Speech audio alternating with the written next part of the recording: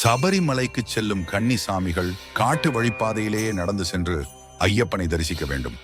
ஐயப்பன் மகிஷியை வதம் செய்வதற்காக அவளை தேடிச் சென்ற பொழுது இவ்வழியாகத்தான் ஐயப்பன் சென்றதாக சொல்லப்படுகிறது.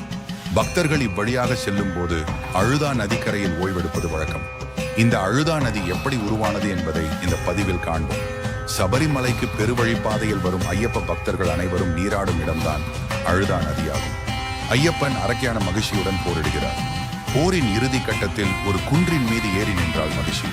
அப்போது ஐயப்பன் எய்த அம்பு மகிஷி மீது பட்டது. அரக்கியான மகிஷி அப்போதுதான் தன்னுடைய தவறை உணர்ந்தாள். தன்னை மன்னித்து விடும்படி ஐயப்பனிடம் வேண்டி அழுதாள். அவ்வாறு மகிஷி அழுத கண்ணீர் தான் வழிந்தோடி பெருகி அழுதா நதியாக இன்றும் ஓடிக்கொண்டிருக்கிறது. அதற்கு பின் மகிஷியை சம்ஹாரம் செய்து விடுகிறார் ஐயப்பன். மகிஷியின் பூத உடல் வளர்ந்து கொண்டே போனது. இதனால் சுவாமி ஐயப்பன் அவள் உடலின் மீது கல்லை போட்டு அதன் வளர்ச்சியை தடுத்து நிறுத்தினார்கள்.